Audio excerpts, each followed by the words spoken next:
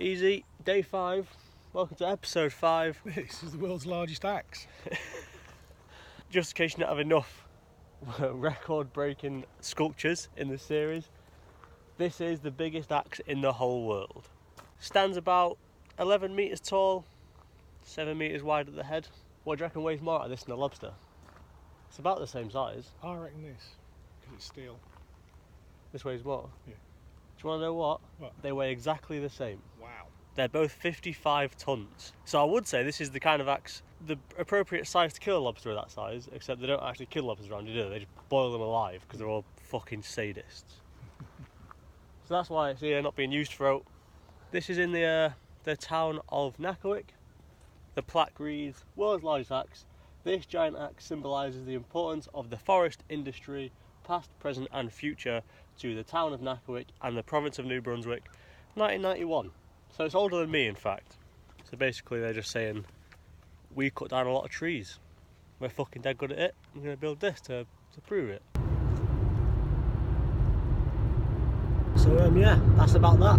Good morning from Nakawik. And in fact, it is probably the goodest of mornings so far. It's going to be the most superlative filled day of our trip. Started with the world's biggest axe. We're going now to a place north, which is known as New Brunswick's best kept secret apparently. And then onwards to the highest mountain in all the maritime region of Canada, up which I'm going to drag my geriatric father. And then we're going to go further north, all the way into Quebec, to visit a town which, how would you describe it? Unique's a good word for it. Honestly, there's no town in the rest of the world that's like it. We're going to finish the day with it. I'm not going to give you any clues, just wait and see. I promise it's worth it. And not only are we getting loads done, we've also got probably the joint longest drive on the whole trip as well. We've got about 300 miles or so to cover, fortunately for you and your backside. So we're going to consult the map.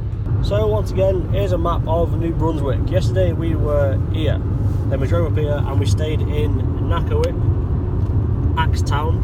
We're going to drive up this place to Grand Falls, which is stop number 1, and then we're going to go south, up this way to the mountain, climb that, try not to die, round here, back down here, north into Quebec, up here. So not only have we got 6 or 7 hours driving, we've also got a lot to be doing, lots of mountains to be climbing and stuff, so it's going to be a long one, but an action-packed one. Looking forward to your mountain? I am, yeah, can't wait. I'm going to race you up it. Well, I'll hold you to that. We'll see how that goes in a couple of hours. Actually, it looks like I found a bit of a detour on the way to the first stop. An absolutely riveting stop, as Dad will. This is possibly one of the most exciting moments in my life.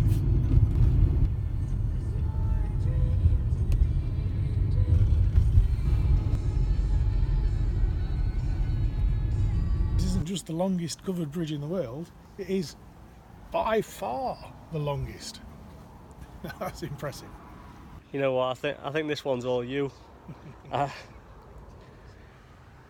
don't get it, but yeah. Tell them all about it. Look, it's just fantastic, isn't it? They ought to treat that wood though, make it last a bit longer.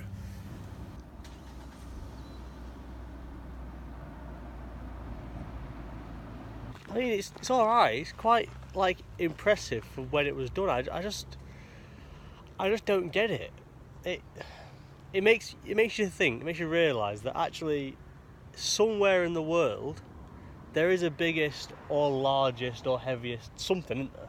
Yep. Whether it's named that or not. Yep. Somewhere there is the world's biggest crisp packet. And in fact, there is the Covered Bridge Potato Chip Company. There is. That we passed it on the way in. That's what I mean. I don't know what it does in this day and age.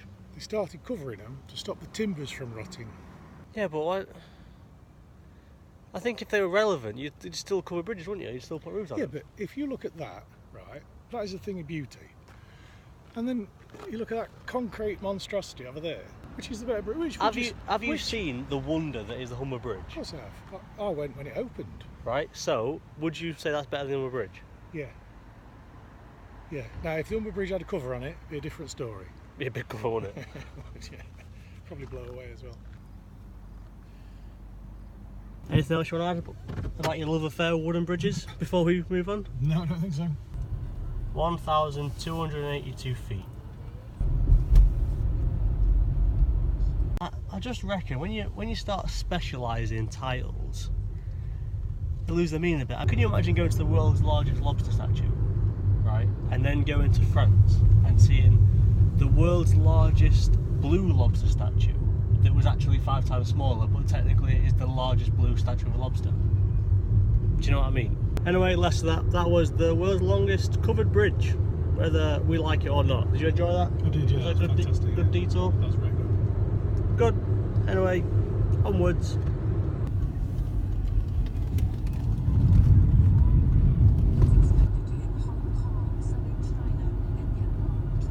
By our nature, for those where we're Grand Falls, and there's a little message from the mayor in the visitor guide, and it says, "It is with great pride that in November 2016 Grand Falls was named the 2nd friendliest town in New Brunswick and the 15th friendliest community in Canada." They do like their titles, don't they? Yeah. I bet there's a massive plaque of that somewhere saying we're 15th friendliest. Yeah, but like, we're not going to go and visit the world's 2nd largest axe or lobster, are we? No? You're either the first or... It doesn't really matter, does it? I concur. Anyway, the reason we're here is not to have people be friendly to us. It's to see the falls, which are here. Or were here. At the peak of the season, which I believe is spring, when all the water melts, these falls are actually 9/10 the volume of Niagara, so they're a big deal. But the rest of the year they use this dam to make some hydroelectricity, so you don't actually get as much water out of them. But apart from this, there is also a gorge to walk around, and this is what I said earlier is apparently New Brunswick's best kept secret. So we're going to have a wander.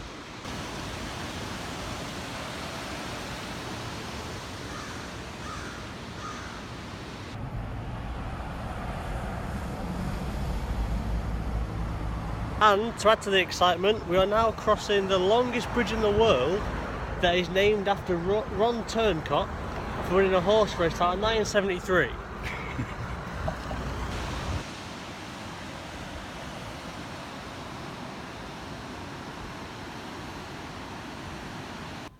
Une ville où il fait bon vivre dans sa langue. Yeah? Yeah. Do you agree with that? Yeah. We wandered to this place. The Rochelle Centre, so we can go inside here. It's like an information place. You walk 401 steps down to the bottom of the gorge so you can appreciate the thing. However, there is a small problem. It's fermé. Do you know when it reopens? It's not today, if that's a clue. Reopen July 2019. More holidays than Santa. That's a long nap even for the French, isn't it? It's probably why it's the best kept secret, isn't it? Because no one can actually, they can't advertise because no one's here to do it. No one can get in even if they want to. So the French have closed La Gorge. So I reckon that's about that. Wolf would be spinning in his grave. No one knows who Wolf is. Everyone knows who Wolf is. No, we'll get to that at some point, I'm sure. In Quebec. Yeah? All will be explained in Quebec. All That's right. the place to do it. Well, New Brunswick's best kept secret remains a secret. We can't get in. I think I know why they've done it. Because the thing is, while it's closed, it is in joint first place as the most closed place on earth. Oh, Isn't it? yeah, maybe it is. Maybe that'll be in next year's Mayor's editorial Yeah. in the guidebook. 10 months running, they've been the most closed they've ever been. Sacre bleu. That's 8. It reminds me a little bit of Bullseye. Just look at where you could have been.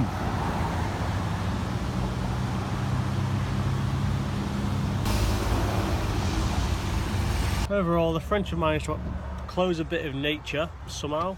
So I think we're off straight to La Montagne. Next stop.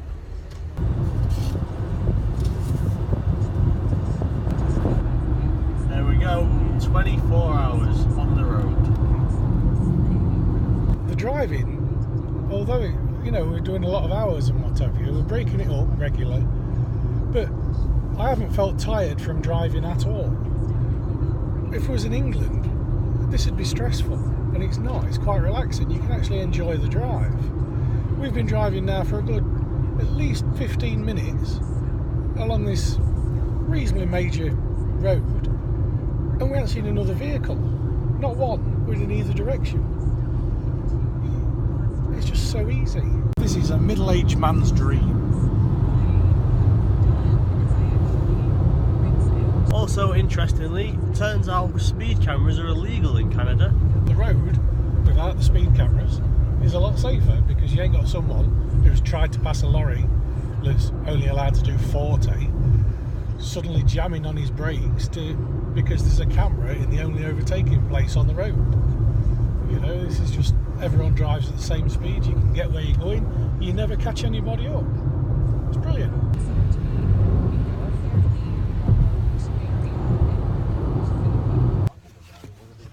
We've found a fucking bear. Where's he gone?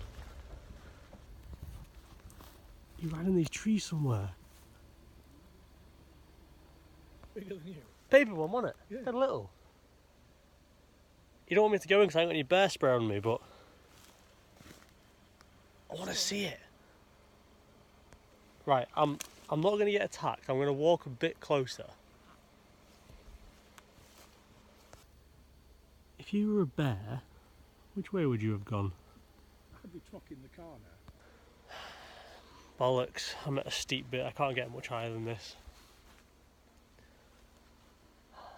Well, they exist. It might be the one and only bear in the whole of Canada, but we saw one.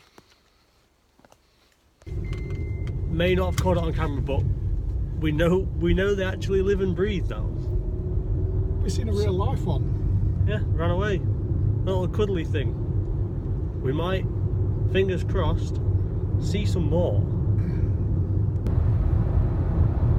Where are they all? It don't really count if we don't film it. Because you saw it. Oh, I saw a leg. I saw it. We're going around the corner, won't we? I didn't have the vantage point being on the outside, but we saw it. I mean, it was there. I can verify it had at least one limb, but I kind of got to find one now. I can't just talk about it and not show anyone. Anyway, 60 kilometers to go until mountain race begins.